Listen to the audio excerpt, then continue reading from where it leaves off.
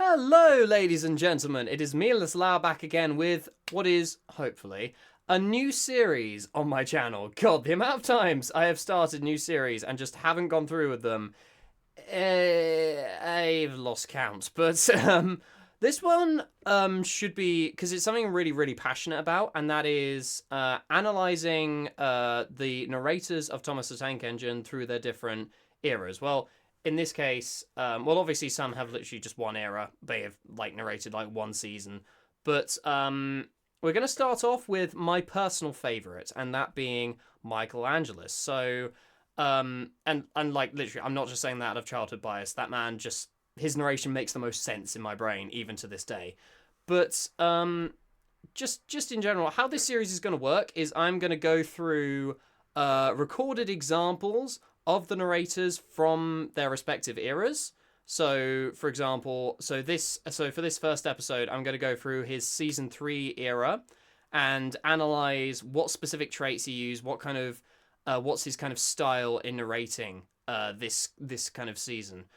This first episode should be quite interesting though, as it's not focusing on one video, but instead we are going to be comparing the early narration versus the re-recorded narration. I know what you're probably thinking, like, what? There was an early narration of season 3? All the episodes up till Buzz Buzz had a previous record, were redubbed by Michael Angelis for the V8. I believe it was for the 1992 VHS release. I believe that's why. If anything, it's in the restored version. It's the version you're familiar with mostly, and that's being released on DVDs nowadays. But there was in the original early VHSs, and when it was first being broadcasted to television, Michael Angelis had an originally recorded the first batch of episodes in a very specific tone. And I'm not sure why he redubbed them. I believe it seems like if he was unhappy with the quality, or he just didn't really suit his style, or didn't match the vibe of the rest of the season. Whatever the reason, we have 2 separate dubs of 2 separate batches of episodes in season 3. So today, what I thought I'd do is I would go through and analyze both the restored version and the early narration version, and compare them, and just kind of in general, whilst kind of going through Michael Angelis's technique in these kind of early episodes. And so yeah, this should be a really interesting series. I'm really hoping, because as you guys know from my reactions, I love doing analytical stuff, and kind of delving into that a bit more will be just a lot more fun to me.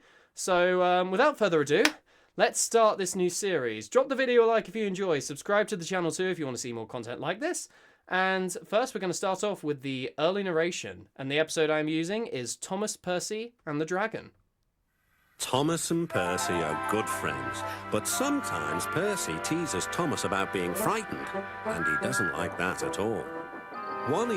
Right off the bat, this is giving me huge hit era vibes, somehow. It's huge, it reminds me of the narration he did from season 8 onwards. Maybe not CGI as much. I feel like CGI had a slightly different tone, but that kind of a lot of people have kind of described it as ASMR whisper, his tone, because he just sounds like he's nodding off in a few of the hitter episodes. It's not quite the case here, but it's definitely on the more relaxed side, where, as we're going to see in his other season 3 performances, he definitely is not that. And yeah, let's right, that's the first thing of note. Also, I feel like just in general though, he has quite a baritone a bass kind of resonance to his voice that you can see why he was given the role, due to that kind of resonance he has, that natural kind of fatherly resonance. This was because, believe it or not, this was very popular in all manner of old UK children's television, was just that sense of having an old narration. It was in Postman Pat, Fireman Sam, The Clangers, etc., etc. A lot of those stop motion TV shows use this kind of elderly narrator, and Michael Angelis fits that to a key just through his voice alone. So his general tone really, really suits the narration style. So yeah. Evening, he was dozing happily, but Percy wanted to talk. Wake up, Thomas. I love that slightly I'm not sure if it's an upper inflection, but kind of like how I really like how he. One of the things you really like is how he kind of changes that pitch slightly. He was dozing happily, but Percy wanted to talk. Like that kind of upper raise to kind of keep the momentum going. That just those subtle details really, really give it so much life. You dreaming about the time you thought I was a ghost? Certainly not. Anyway, I was only pretending to be scared. I knew it was you, really. Percy went on teasing him. I hope the guard leaves the light on for you tonight. Why? I definitely think with his more relaxed style, he's able to. The inflections are much more precise, so the actual character, the emphasis on certain words are much more precise. Like you can really hear the sarcasm in Thomas's voice when it says, "I was only pretending to be scared." Like that kind of snootiness. He really kind of like, and because he's not all kind of high up in energy. Hello, Thomas. Like he's not all that kind of high up in energy. He's able to focus in on that. So that's an advantage with being slightly more laid back in his tone. Anyway, I'm talking over a lot of this, but that's kind of like first thing you'll notice. Asked Thomas. I quite like the dark. Oh, really? Exclaimed Percy. I am surprised. I always thought you were afraid of the dark. I wonder why. Thomas decided to say nothing and went to sleep instead. Why has Thomas not got his eyes closed? Next day, the Fat Controller came to see him. I would like you to go... Yeah, I should emphasize as well. This is purely from a vocal analysis standpoint. This is not like... there is no kind of like review of the... This isn't like a review of the episode. It's more specifically analyzing his technique and some of the stuff that he does well, obviously in this episode in particular, but just how it kind of generally, he kind of plays around with his vocal tone from this, using this as an example. The harbour tonight. You have to collect something rather unusual. What sort of something? Asked Thomas. Wait and see. Meanwhile, he didn't adopt the kind of fat control. It seems like he didn't adopt the fat controller. Like Northern booming tone. I would like you to go to the harbour tonight to collect something unusual. That kind of booming tone, which we associate him so much with now. He didn't seem to adopt that. He very much had it. It was very much a new thing with the dubs. So who knows? We'll have to have a look. It'll definitely be in the redub. Percy was moving trucks into a siding. Henry arrived with his goods train. No The music signalman there. switched the points, and Percy waited on the siding until Henry had steamed by. Then there was trouble.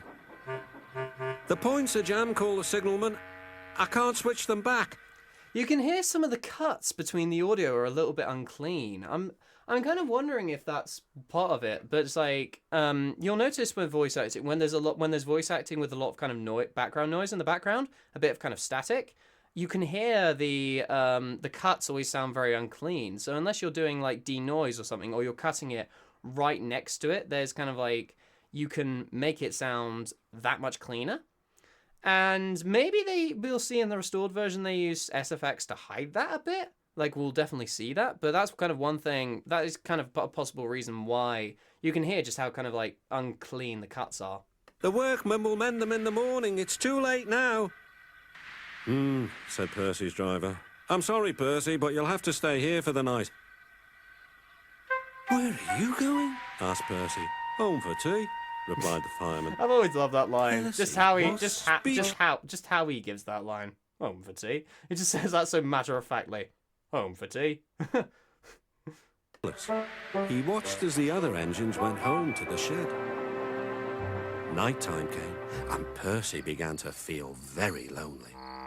Just that emphasis on this. It's always such how he kind of changes the pacing of his words to add so much emphasis. And Percy began to feel very lonely. Like that kind of, it just adds so much more, takes so much, because it's not what you'd usually put emphasis on. I feel like if a voice director was directing him, I don't think they'd tell him to put emphasis on that word in particular. But the fact that he chose to, kind of adds just a much more, the effect it gives me anyway, is it creates a more casual tone. It's a sense that you can tell he's kind of like reading a script in kind of like the best possible way.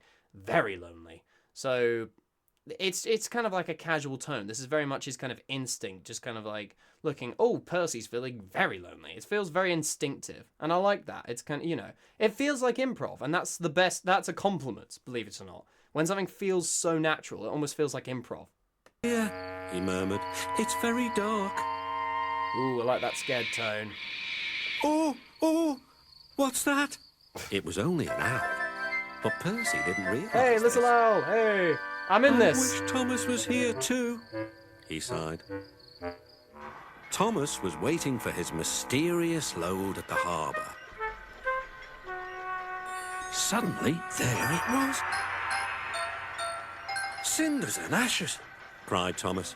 It's a dragon. Don't worry, laughed his driver. Yeah, This it's dragon- so sorry, I've just done it up down a little bit.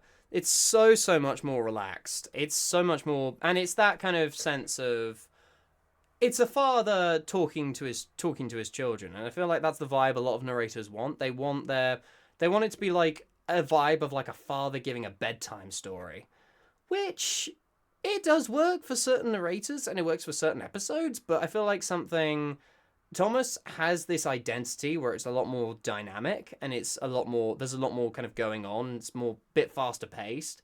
And so the narrator really has to add some amount of energy to it, which Michael Angelis definitely does in the other kind of season. So It's made of paper. It's for the carnival tomorrow. you could hear his accent coming out then in his narration. Paper. You could say, because he's originally from Liverpool, and it's you can really that's one of the things I love about Angelis. He has such a distinct accent that he uses. He doesn't try and hide it. He does try and hide it more in later seasons, especially in the hit era. But I feel like those early narrations, like early seasons, I should say, so season 3 till 6, even 7 a bit, he definitely has just so like, I love the actual northern tone that he adds to it. It adds so much character. And to be honest, theoretically speaking, it actually makes sense, because Sodor itself is actually situated in the north. It's situated in I believe it's the Irish Sea, between the Isle of Man and the mainland. So it makes sense. So it's up north. So it makes sense that like all the characters would kind of speak in that sort of tone, whether they kind of picked it up or it's just their kind of natural. Obviously Thomas is, I know, from down south, but it just adds like lore, bizarrely enough, but it adds so much more character, I think, is the main thing. It's leaving an impact when you hear him speak these words in just the most northern way, and it's hilarious. Especially considering I'm from down south. It's very, very funny for me to hear. Workmen lifted the dragon onto Thomas's low loader and put lights all round it for protection. Sorry, Then Thomas- I'm going off topic. Why did they put lights all around it for protection? What? I've never really got that. I never really understood that. Set off into the misty night.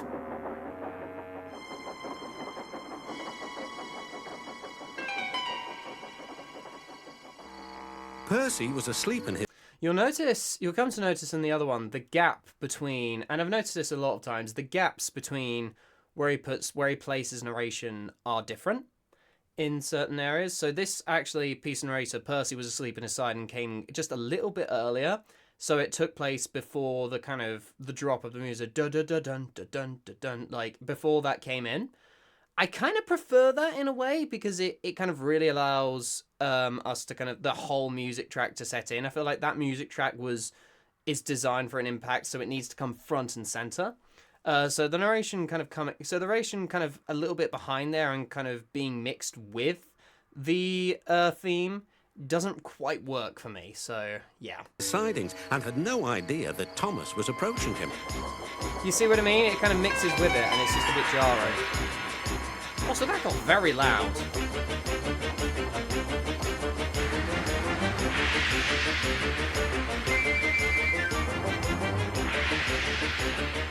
Help! Cried Percy. I'm not going to open my eyes until my driver comes. Yeah, you can Next see why he morning, wanted to the re-record points that were line, mended didn't and he? Percy puffed back to the junction. Gordon was just about to leave with the express. You'll never guess what I saw last night. Ooh, but a nice little kind of guess, like that's such a classic technique I've seen a lot of narrators use to kind of imply a character's scared. It's an oldie, but it's a classic. But it uses it to good effect here. But he mostly uses pitch and tone, really, which we'll see in a bit later. Gordon was in no mood for puzzles. I'm a busy engine. I don't have time for your games. I've seen a huge dragon. It was covered in lights. I like the little voice crack Gordon there as snorted. well. You've been in the sun too long. Your dome has cracked. When the other engines heard the news, they laughed too. Look out, Percy, chuckled James, or the dragon may gobble you up. You can also understand that, because there's a lot of music absent here, that Mike, just from a Mike and Junior's standpoint, they wanted to add more music here to kind of just make the scene flow a bit better. No one believes me, huffed Percy. Maybe I did imagine the dragon after all.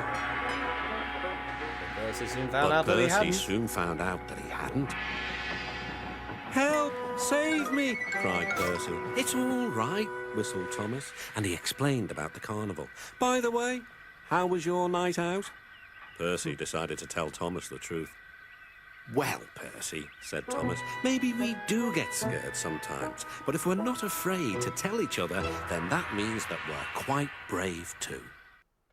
Yeah, so much more laid back, and it was soothing. It was very soothing. The one I am way more familiar with the more energetic Michael Angelis we're about to see, especially in season 3.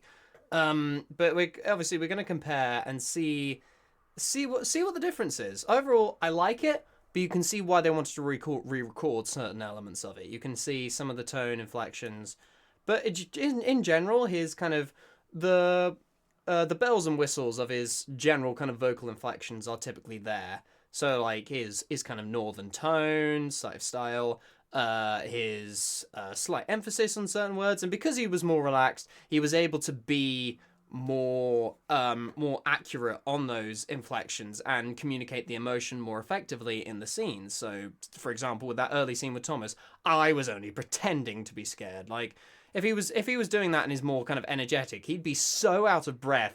Like, and you're gonna see in this kind of like, I'll tell you what, we'll move on to the next one and I'll show you what you mean and I'll kind of compare it. But let's go. This is the Angelis I grew up with. Thomas and Percy are good friends, but sometimes Percy teases Thomas about being frightened, and he does. First off, I want to emphasize, because I know a lot of people obviously prefer... this is not a dig at George Carlin, by the way. I love George Carlin, but I'm just going to use him as an example here. What gets you in the mood more? What gets you more invited into the story more? Thomas and Percy are good friends, but sometimes Thomas teases Percy about being frightened. Or, Thomas and Percy are good friends, but sometimes Percy teases Thomas about being frightened, and he doesn't like that at all. What gets you more hyped? What gets you more in the mood? Exactly. What? Do you see my point? It's just so much more energy, so much more, brings the story to life, and that's that kind of dynamism that I feel like he brings, especially to the third season, that brought Thomas into a more... I don't want to say action-packed. We aren't quite season 5 yet, but it's much more. It just adds that something extra, that little bit of oomph, and especially comparing that to the original, that sense of that emphasis you hear, even just the subtlest things, like good friends. And the thing is, okay, let's get back into this. Doesn't like that at all. One evening, he was dozing happily in the shed. Just that emphasis on kind of like those first 2 words before the comma. One evening, like setting the tone and just like before relaxing into the scene. That's really kind of like it's kind of like establishing a scene change, and it's really kind of audible. It's just really, really cool, man, and it's what like gets me attached to his voice. I love that about him. He wanted to talk. Wake up, Thomas. Are you dreaming about the time you thought I was a ghost? Certainly not. Anyway, I was only pretending to be scared. I knew it was you, really. One thing I see Michael getting a lot of flack for is the fact that he doesn't really experiment too much with character voices. Don't get me wrong, they are there. Like, for example, like James, Diesel, the Fat Controller, and they are perhaps his most iconic voices for characters. But typically, for most characters, he uses his kind of like standard tone. But what he does do is uses pitch inflections. As I kind of mentioned, he uses different levels of pitch to kind of emphasize, okay, this is a character talking now. It's very, very subtle, but you could kind of hear that in the narration. But Percy wanted to talk. Wake up, Thomas! Like that kind of colourful exploration of tone and pitch. It really kind of emphasizes there is a character. This is a character talking because of how colourful his language is. So it's very, very subtle, but it's very, very noticeable once you kind of like hear it. Once you can't unhear it once you've heard it. You can hear just like from wanted to talk, wake up, Thomas. It's very, very subtle, but it's such good narration. Percy went on teasing him. I hope the guard leaves the light on for you tonight. Why? Asked Thomas. I quite like the dark. I want to emphasize something as well. You've noticed with Michael Angelis, he has these certain ways he says certain words, and why is one of them. Like, why? Like he says them in a certain words, and you'll see throughout going on through like his constant narration, he has such a distinct way of saying it. And oh god, I'm trying to think of other examples of like, oh, another one is kind of like, there's another good one. This is more of a phrase, obviously. What are you doing here? Like he says that in a very, very specific tone pattern. And it's the same here. Those kind of patterns he has are very, very distinct. And it's almost like he's creating a catchphrase. It's not like original words, not like words he invented, but he's creating, he's creating like a sort of catchphrase out of the tone, similar. Obviously not on the level of like yoicks, but we'll get to that in a minute. I'm sorry, I didn't put any emphasis on that, but you get my point. It's those distinct patterns which make his voice so distinct. Oh, really? Exclaimed Percy. I am surprised. I'd always thought you were afraid of the dark. I wonder why. Thomas decided to say nothing and went to sleep instead. Next day, the Fat Controller arrived. I've also just realised this is the version I grew up with on the Very Best of Thomas DVD, which, if you don't know, there are some bangers on that DVD. I'm talking Rusty and the Boulder, Ghost Train. Oh, so many good episodes on that DVD, and this is one of them. I would like you to go to the harbour tonight to collect See, there's something the rather voice. There's the Fat Controller's voice that we all know and love. The one I do. It's the one I do. It's just because it's not even because it commands the most amount of authority among the other narrators. It's not that authoritative, but it's so because what it does is that balance between everyone like knows the Fat Controller is like very, very authoritative, but very much a father figure, and that kind of northern tone. It kind of makes us want to laugh at him a bit more. He's something very, and they utilize this in the CGI series. That kind of northern tone. It's funny. It's fun. It's a fun tone. It's a joyful person that kind of like every single time he walks into the room, it's like Santa Claus has just come into the room, and it's got enough. But the booming, it's still got enough projection. He's still putting enough projection and like booming tone on him to properly get across the fact like, oh, you don't mess with this bitch. This guy is in charge. usual. What sort of something? Wait and see. See that whispery tone when the characters ask questions. Again, that sense of distinguishing characters from the narration is so key, and it's so subtle. But that's why I love him. It's just how he can just utilize those smallest aspects of his voice. Just use the complete and utter vocal register to get across the character without needing to change his tone. You know, because one thing. Oh, sorry. I'm gonna go. Might be a bit of a tangent here, but the narrator, in this sense, is not a character. That's a mistake people make. Narrators aren't characters in Thomas, in a sort of sense. I mean, okay, something like Tugs, Captain Star, that's a character. That is someone narrating the story, but that's a character. It's someone looking back on events that he looked in. Captain Star's looking back on the events that he was in. That's a character narrating. Michael Angelis is effectively reading these stories as himself. The narrator is the bridge between the audience and the story itself. It's that connection. And so it's that kind of weird sense. You're not looking for something. As I mentioned, it's a father reading to his children. And you don't want you don't want a narrator to constantly voice act everything, because that would get rid of that appeal, but also wouldn't kind of emphasize this was a narrator. Obviously, it depends on interpretation. Some who kind of want to change their tone are done really, really effectively. But this helps Michael Angelis because it's kind of like he's in this distinct kind of world where he is the narrator.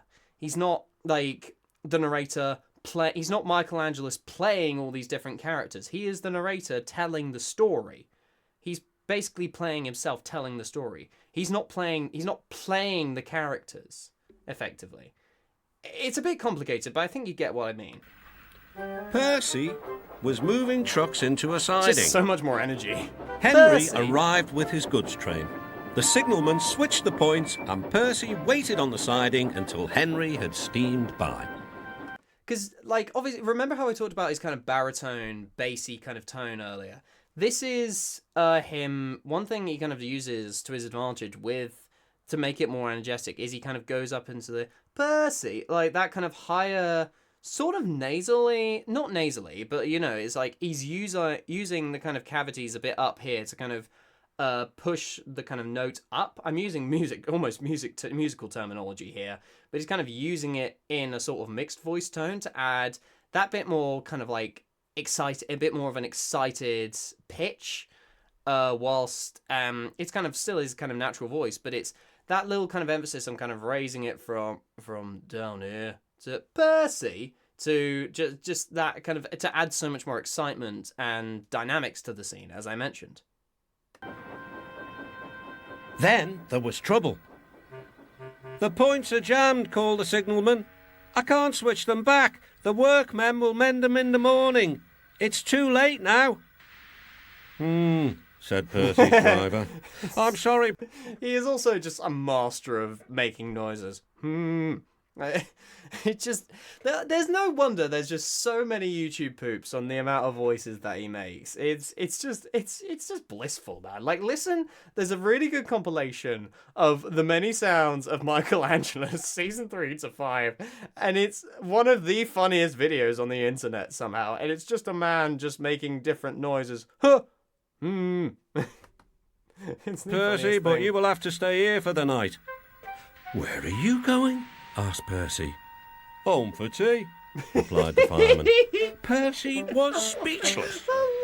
He watched as the other engines went home to the shed. Night time came, and Percy began to feel very lonely. And there you see that alteration of pitch to match the tone of the scene. So home to the shed. Nighttime, like that, very, very subtle kind of change in pitch to just emphasize, oh, this is a kind of creepy setting now. Percy is very lonely.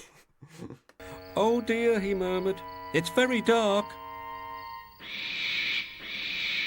Here's my cameo again. Oh, what's that? It was only an owl, but Percy didn't realise this. "I wish Thomas was here too," he sighed. Thomas was waiting for his mysterious load at the harbour. Suddenly, there it was.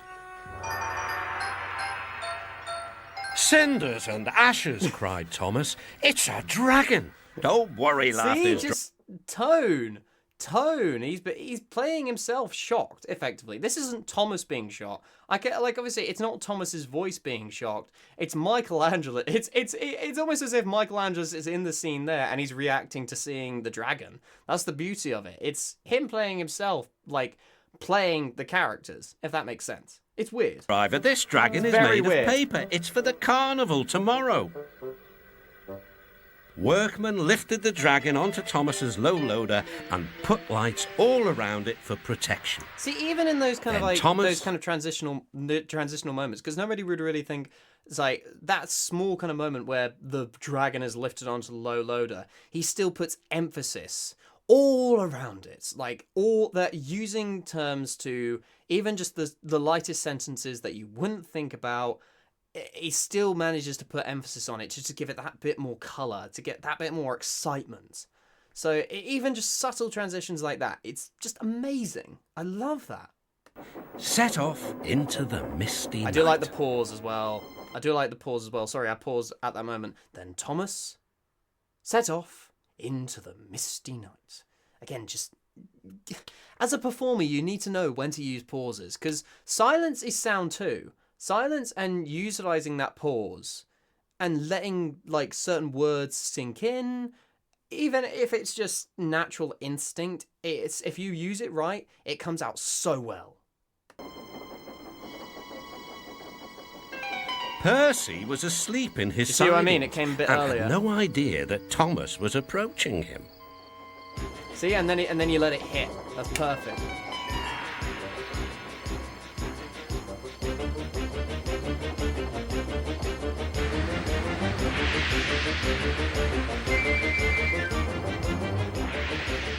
Help! Cried Percy. I'm not going to open my eyes until my driver comes. So much more Next exciting, morning, man. the points were mended and Percy puffed back to the junction.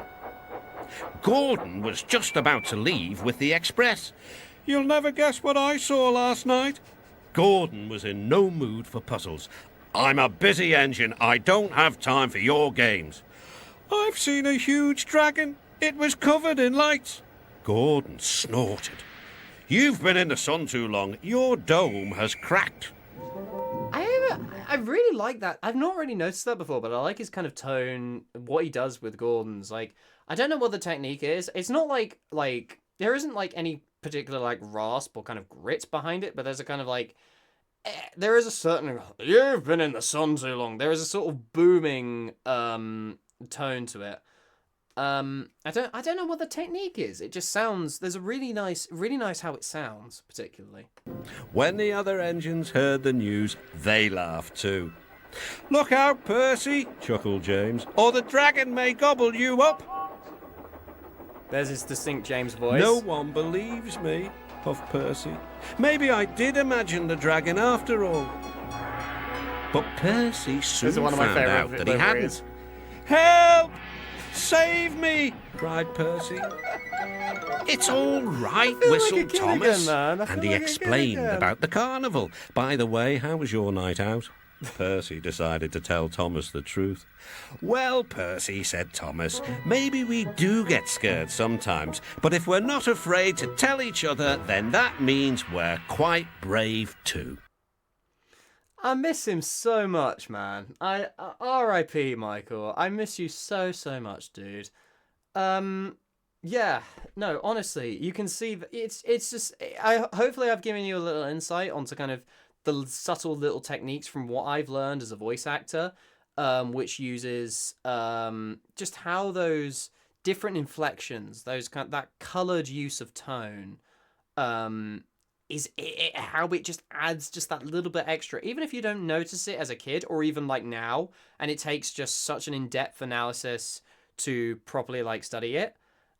It's listening to how he uses that, and just hopefully just it gives me every single time I rewatch it and I see those little kind of inflections and I think about the context of the scene.